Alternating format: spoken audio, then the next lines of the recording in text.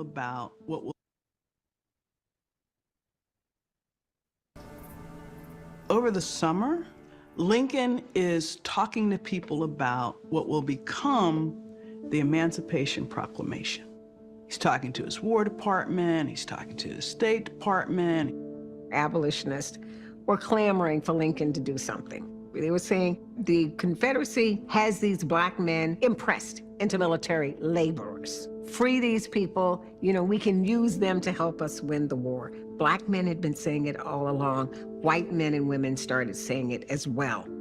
Lincoln still believed that the Constitution made it impossible for the government to emancipate the slaves because Constitution protected property and property was slaves. Over the summer, Lincoln is Okay, Sister Cheryl and Sister Simmons at this time. Well, thank you, thank you. As you see, there was many historians that were kind of unpeeling what really happened with the Emancipation Proclamation.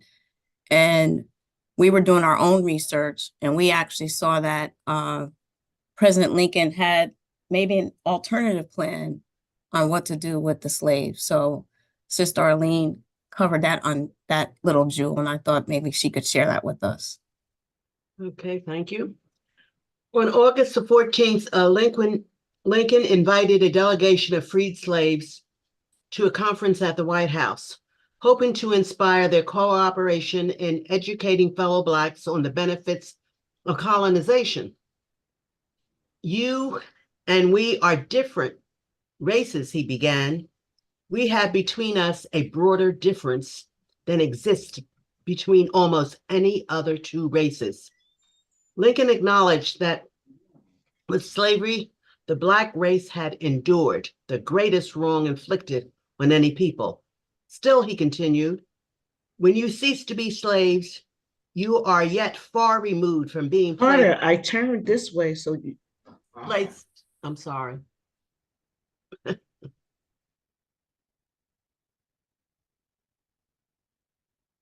You're muted.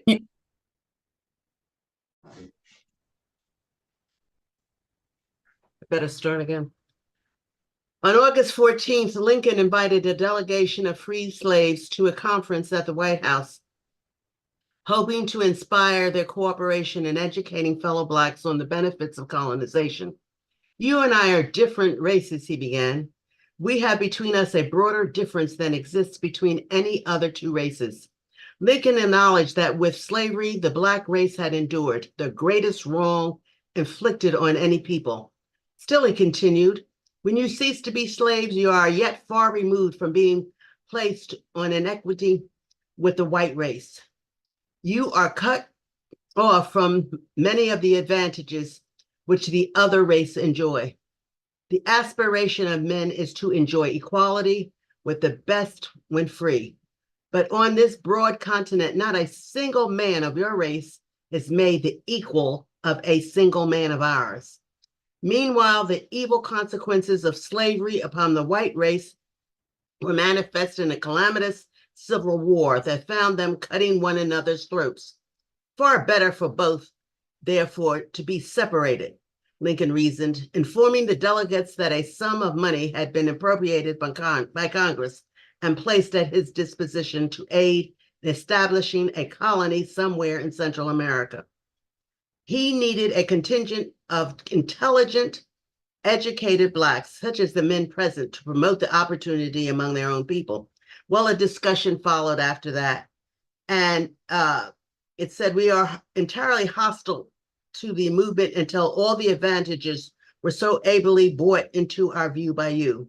The delegation chief wrote Lincoln 2 days later, promising to consult with prominent Blacks in Philadelphia, New York, and Boston, who he hoped would jointly, heartily in sustaining such a movement. His hope was misplaced, however. The Black leaders responded swiftly with widespread antipathy to the proposal. As the Liberator eloquently argued, the nation's 4 million slaves are as much the natives of this country as any of their oppressors. Here they were born, Here, by every consideration of justice and humanity, they are entitled to live, and here it is for them to die in the course of nature. One might as well attempt to roll back Niagara to its source, or to cast the Allegheny Mountains into the sea, as to think of driving or enticing them out of the country. How pathetic. The Liberator, which is a newspaper, noted that the president of a country sufficiently capricious to contain the present population of the globe, a nation that proudly boasts of being the refuge of the oppressed of all nations, should consider exiling the entire colored population to a distant shore. Reports of Lincoln dialogue with the Black delegation provoked Frederick Douglass to his most caustic assault yet on the president. While acknowledging that this was the first time Blacks had been invited to a hearing at the White House, he accused Lincoln of making ridiculous comments showing a pride of race and blood and a contempt for Negroes. The president ought to know, Douglass argued, that Negroes' hatred and prejudice of color are neither original nor invincible vices, but merely the offshoots of the root of all crimes and evils, slavery. If the colored people, instead of having been stolen and forcibly brought to the United States, had come as free immigrants like German and the Irish, never thought of as suitable objects of property, they never would have become the objects of aversion and bitter persecution. So that was Lincoln's plan as well. So I also wanted to say that's from a book called Team of Rivals by Doris Kearns Goodwin. So we have a little bit more research that we found out about the emancipation in this next clip.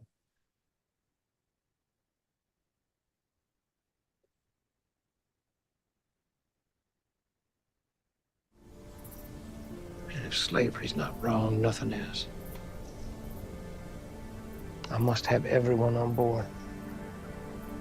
The military, public, the cabinet.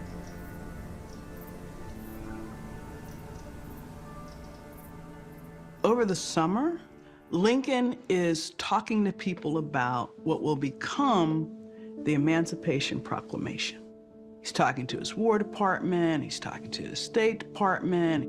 Abolitionists were clamoring for Lincoln to do something. They were saying the Confederacy has these Black men impressed into military laborers. Free these people, you know, we can use them to help us win the war. Black men had been saying it all along. White men and women started saying it as well. Lincoln still believed that the Constitution made it impossible for the government to emancipate the slaves because Constitution protected property and property was slaves. For political figures who have a moral compass, there is a constant warring inside you of when do I just blurt out what I think versus when do I bite my tongue and see if I can work something out. Am I betraying the ideals that I care about? Or am I playing a long game to advance them? There's a clear learning curve as he learns the strategy of what will be necessary to win a war of this magnitude and this complexity.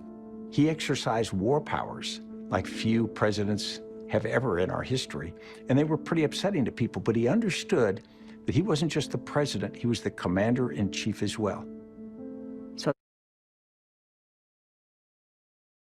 So in that clip, we wanted to think about current politicians and their moral compass. As you know, we're in a political presidential race right now.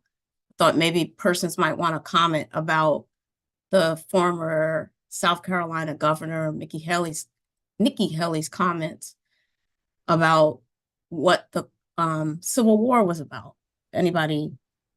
We're going to open this up instead of us reading to you.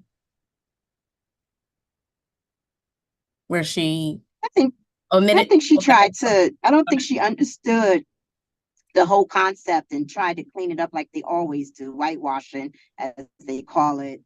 But no one wants to accept our contributions and what we did and they in a sense used us, our ancestors, for this war, for their good, which is usually the case when it comes to us. If we're any good to them, they'll use us, but if not, they just throw us away. I hear you when you say, I don't think she knew. I don't think I look at her and I think that she knows she doesn't want to know, that she continues to do that false narrative because of the base that she wants to be recognized by. And I look at when President Obama talks about the moral compass, I'm sure that a lot of the Republicans who have a moral conscience are really struggling, but they don't have enough character, I'm going to say, to do the right thing.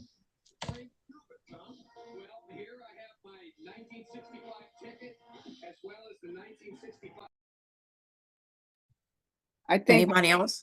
Go ahead. I also want to pose another question too. Go ahead. okay. I just think that the key here is the base that they want to do. But remember, in the beginning, they talked about abolitionists, and they were, many of whom were white, who were fighting for the rights of African Americans under slavery.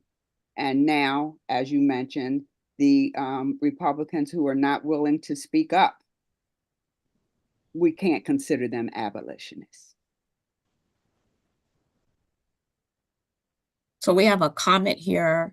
This Khan episode, Samsung, I don't know if you can come off. Oh, this concept is still alive in the 21st century. We must understand this and continue in the struggle. Yeah, I agree. And that's kind of what I was going to ask before we go into the next clip. If we can think about Sister Lewis is raised her hand. Oh, okay. Go I ahead. wanted to comment on your statement that, we are all a product of how we were raised and what we have learned and what we feel is reality from our upbringing. I really believe that she did not know that because she was never taught that. And I'm sure she probably never took any African American studies classes in college. So I really believe that maybe she didn't realize the true story. And when we talked about earlier in our conversation before we came on about us learning our history and learning our past, now that we are starting to learn our history and our past, now they want to ban the books. So they don't want to know. So they're finding out now what the reality was, but they don't want to accept it because they can't accept it because now their whole reality has changed. So I feel that she knew. And this was an awakening for her. And that's why they're trying to hide all of this now, banning books. Yeah, but you remember, Miss Howie. Sister Shelter had her hand up. Oh, I'm first. sorry. Simmons, sorry. I just wanted to mention that the Republicans are also, a lot of them, they know the history, but they are financially dependent upon their supporters, the supporters of the Republican Party. So it's hard for them to give up that money, to come forth and give up the money that they use for campaigns and for their lifestyles. Let me just add that the reason that reporter asked that question at this last campaign, she was asked that question when she was running for governor years ago. And so had she done her research, she would have known. So she was aware. She just didn't want to cross any political lines, I believe. I'd like to make a comment. Okay, then we'll take Sister Simmons. Oh, Sister Nixon, yes. They do know part of their history because some of them have had family members and friends that had discussions about various things in the past history. Because if we can remember when Nikki Haley, while she was governor, took down the Confederate flag, but she still kept saying, this is legacy, this is history. So she didn't want to really admit or come forward to say that this is our history and this is our legacy, and we're going to keep it alive. We're going to keep that portion alive without really saying what the true fact of what that flag meant to a lot of the people that she was governor for. If we could just mute, just so we can hear everybody. Sister Simmons, Oh, hi. I was just going to and say, then, Miss and then Nixon. Sister Moore. Okay, Miss Nixon said it all. I was going to say the Oh, same thing because she removed the flag after the massacre. You see, right. In our so she knew the sister church. meaning. She knew the meaning. How could she not? That's all. Thank you. Drop the mic. Okay. Sister Moore. Good afternoon, everyone. What I believe, it all boils down to, and Sister Edie kind of touched on it. They whitewash the history because they do not want to be in the wrong, or they do not want to look as if they did something that was Accountability. wrong. You're right, accountability. That's right. They don't, they don't want to accept the fact that yes, they did something wrong, and yes, a certain group of people are owed reparations. So they try to make sure that what is taught puts them in a good light. And excuse me, I think that they will admit, yes, this was a dark time in our history, but that is such an understatement. Such an understatement. And then again, I really believe that it has to do with the fact that they do not want to be accountable for their actions. They don't want their children to think that their ancestors did anything wrong. In their eyes, what happened was the way it should have happened, and it's okay. Well, let's look at the next clip and then we'll keep the Before you discussion start, going. there's something in the chat. It's been there for a while. I don't know if you want to answer it. Our same Samsung viewers saying that we must help her and our people, and she's saying that money is always the main factor. And I said, please mute. Next clip, please. Thanks. The morning that Lincoln signed the Emancipation Proclamation, there'd been a big New Year's reception at the White House, and he had shaken hundreds of hands. So when he went finally to sign the Emancipation Proclamation, his own hand was numb and shaking. He put the pen down. He said, if ever my soul were in an act, it is in this act. But if I sign with a shaking hand, posterity will say he hesitated. So he waited and waited until he could sign with an unusually bold and clear hand. The morning that Lincoln signed the... So I know we're gonna go actually read the Emancipation Proclamation, but I thought maybe we can open it up to a question, open-ended question that we were discussing in our meetings about where a president or a political leader had to pass legislation that impacted the lives of a marginalized population. And maybe we could just talk about just kind of what they go through. And I was and if anybody has anything, and then I'll chime in, but I don't want to keep talking. Well, I think one of the things that we talked about in the meeting was we went back to Lyndon Johnson with the Civil Rights Bill.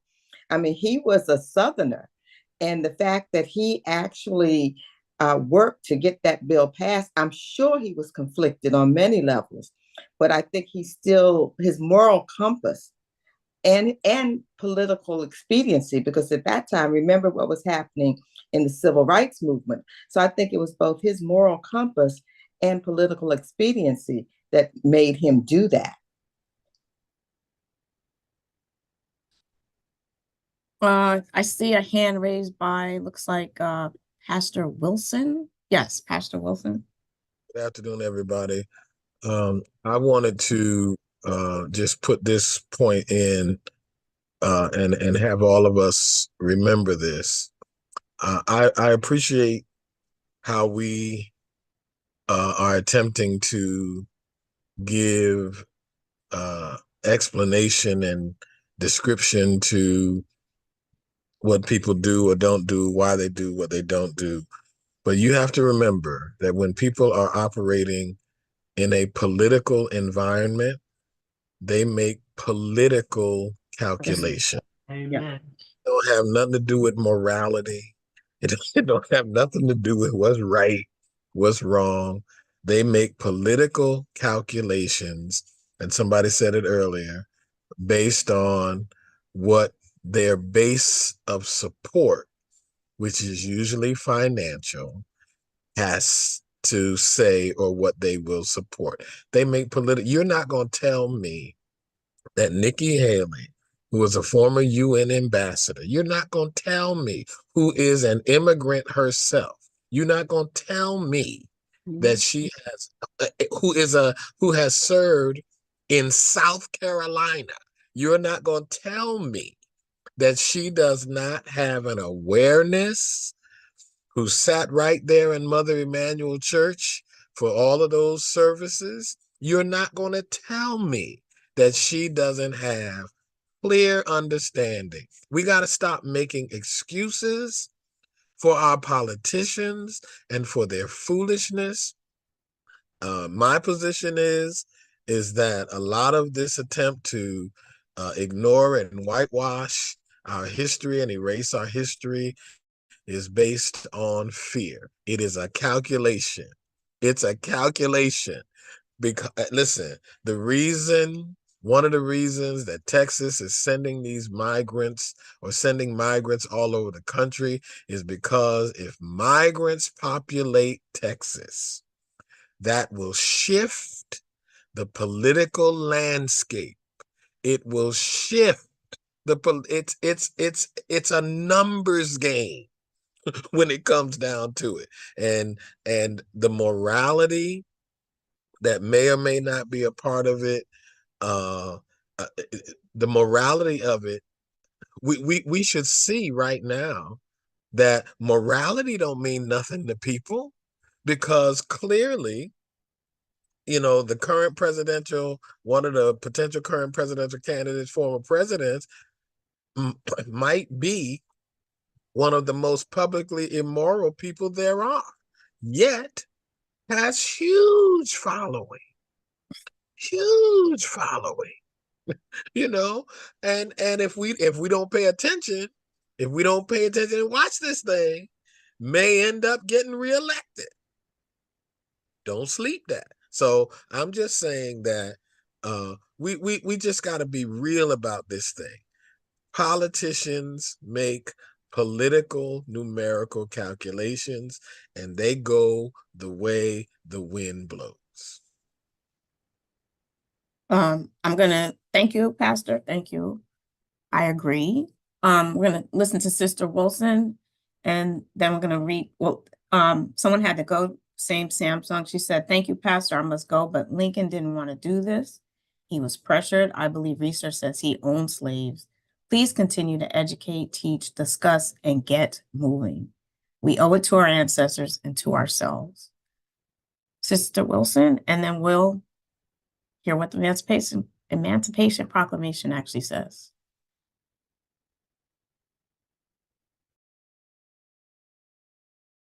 Unmute, Tamia. Okay, how about now? Am I unmuted? Yep. Okay, great. Good afternoon. Pastor, you took the words out of my mouth. This is totally a money thing. If you just think of civil rights when the bus boycott happened, dollars were taken out and economies have been shaken when we do not spend our money and our dollars and just go into present day right now, just like you're saying. The asylum seekers are being funneled into all of the cities and states where there are Black people in office. And that fear of not, being in control anymore has always been a problem from slavery. The fear was if we banded together and that we would overtake the white race. So now what's happening is our history is being taken out of the books, but all other minorities are celebrated, which is fine. But what's happening is our race is being filtered out and is not important anymore. And though asylum seekers are being taken to Chicago, New York City, right here in Newark, Detroit, all these areas where there are non-whites in office, these asylum seekers, like you said, will take those numbers and soon they'll be able to vote. And our people are not doing well in voting. We have to look at that. We have to look at all of that because this is what is going to alleviate that fear when our voices aren't counted as much because there are other minorities that are going to be the major minority and we're not. So these are all things that we have to look at from the beginning until now, that what's being put into play to shut us out. It's so important that we understand these trends. So I just wanted to share that. Thank you. We can move forward. Anyone else have a comment? Gail? I'm sorry, Sister Hunter. No, I'm good. I was getting ready for the reading. Okay. Thank you. Good afternoon. And now we will begin to read the Emancipation of Proclamation as it was written by President Lincoln. Whereas on the 22nd day of September, in the year of our Lord 1862, a proclamation was issued by the President of the United States, containing, among other things, the following to wit: that on the first day of January, in the year of our Lord 1863, all persons held as slaves within any state or designated part of a state, the people whereof shall then be in rebellion against the United States, shall be then thereforward and forever free. And the executive government of the United States, including the military and navy authority thereof, will recognize and maintain the freedom of such people, and will do no act or acts to repress such persons or any of them in any effort that may make for their actual freedom. That the executive will, on the first day of January, aforesaid, by proclamation, designate the states and parts of states, if any, in which the people thereof respectfully shall then be in rebellion against the United States. And the fact that any state or the people thereof shall on that day be in good faith represented in the Congress of the United States by members chosen thereof at elections, wherein a majority of the qualified voters of such state shall have participated, shall, in the absence of strong countervailing testimony, be deemed conclusive evidence that such state and the people thereof are not then in rebellion against the United States. Now, therefore, I, Abraham Lincoln, President of the United States, by virtue of the power in me vested as Commander-in-Chief of the Army and Navy of the United States in time of actual armed rebellion against the authority and government of the United States, and as a fit and necessary war measure for suppressing said rebellion, do on this first day of January, in the year of our Lord 1863, and in accordance with my purpose, so to do publicly, proclaim for the full period of 100 days from the day first above mentioned, order and designate states and parts of the states wherein the people therefore respectively are this day in rebellion against the United States, the following to wit: Arkansas, Texas, Louisiana, except the parishes of St. Bernard, Plaquemines, Jefferson, St. John, St. Charles, St. James Assumption, Terrebonne, La Fourche, St. Mary, St. Martin, and Orleans, including the city of New Orleans, Mississippi, Alabama, Florida, Georgia, South Carolina, North Carolina, and Virginia, except the 48 counties designated as West Virginia, and also the counties of Berkeley, Accomack, Northampton, Elizabeth City, York, Princess Anne, and Norfolk, including the cities of Norfolk and Portsmouth, and which accepted parts are for the present left precisely as if this proclamation was not issued.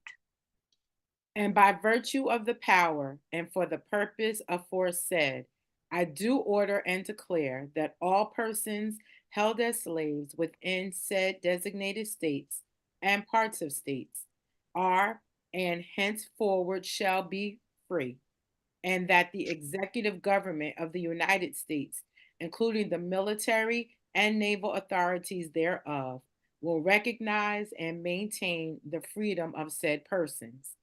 And I hereby enjoin upon the people so declared to be free to abstain from all violence unless in necessary self-defense.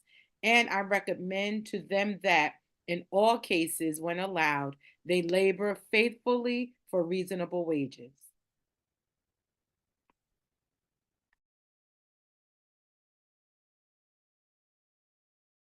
Edie, you're muted. Sorry, can you hear me now? Okay. And I further declare and make known that such persons of suitable condition will be received into the armed service of the United States to garrison forts, positions, stations, and other places, and to man vessels of all sorts in said service. And upon this act, sincerely believed to be an act of justice, warranted by the Constitution, upon military necessity, I invoke the considerate judgment of mankind and the gracious favor of Almighty God. And witness whereof, I have hereunto set my hand and caused the seal of the United States to be affixed.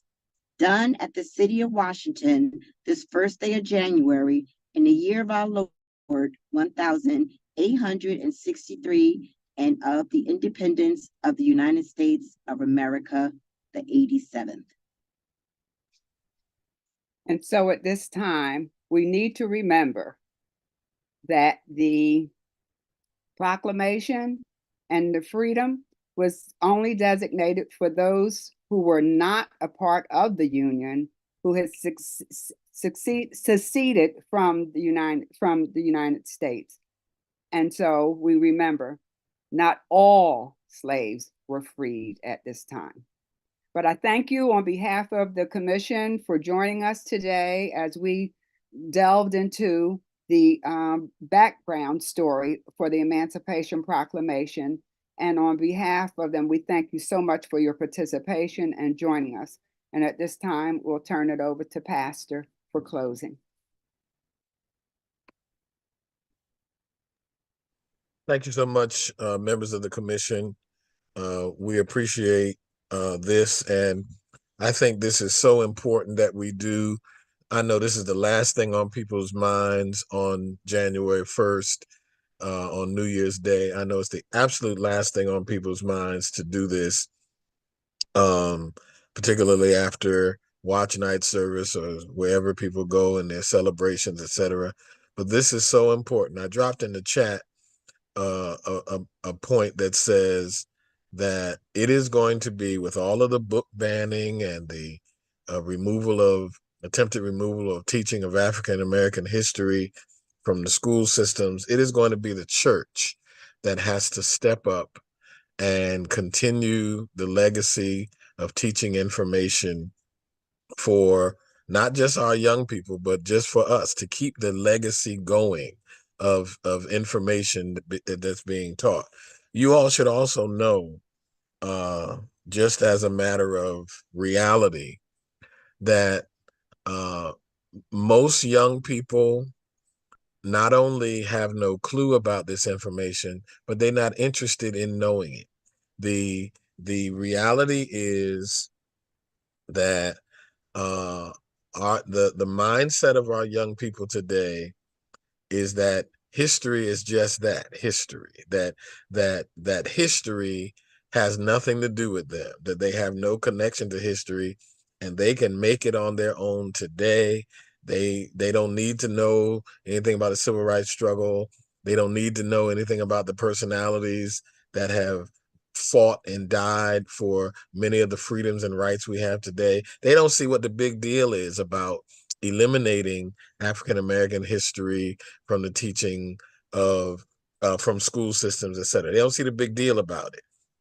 Well, they won't see the big deal about it until they come face to face with a personal experience of being told that you Black in America, right? And I really want to say it in a different kind of way, but the truth is, some of us are not going to get it until we have a personal experience where we are told straight up, this can't happen because you Black and it doesn't matter. And a lot of our young people, a lot of our college students, I'm really concerned about many of our college students, our younger adults, really concerned. And then some of our mature adults, such as folk on this session today, still have in their minds, that white folks' ice is colder than Black folks' ice, that anything that is produced by a system of whiteness is inherently better. We've got to change that mindset. And I am just committed to making sure that in every way, even biblically, that's why we're doing this Bible study we've been doing. The Bible is Black history. Even biblically, we've got so much You're teaching muted, to. Pastor. I'm not muted. Can you hear me? We can hear you, Pastor. All right. We've got so much teaching to do about just getting people's mindsets and images right about even the whole biblical narrative. That's why a lot of times, I guess I'm a real boring guy, and I agree with celebratory experiences. I think in some cases that we celebrate too much at the wrong times, because this is not a time that we should be really celebrating and paying all of our attention to, feeling good and partying and all that. We've got some very real issues that are in front of our people, that are in front of our families. When Reverend Leslie used to do teaching and training in the job she held, for years and years and years and years, she would train us clergy and say that the goal and the place that we should focus on is the courts. The courts. Yes, we're concerned about who the president is. Yes, we're concerned about who Congress is. Yes, we're concerned about senators. But you really want to be concerned with who the judges are, because judges that have sometimes 10-year and lifetime appointments, judges probably impact our lives more than a president, more than a congressperson, more than a mayor, because judges can change your very family structure by some of their rulings. And we just have so much that we need to be paying attention to. It's overwhelming. Sometimes I have to catch myself. It's just so overwhelming, the many things to do. There's just not enough hours in the day to deal with all of the things that we need to do. But to the commission, to Sister Kelly, and to all of you, you always present quality programming. This monthly Black History moment that we do in worship is important. It is critical, and I want us to continue it. going forward, because that's as much Black history as a lot of our folk get, So so we need to keep that going. And I really appreciate you all doing the research, doing the background research and study that is necessary for us to continue to move forward. So blessed New Year to everybody. I love you to life. And thank you for this opportunity to make these remarks.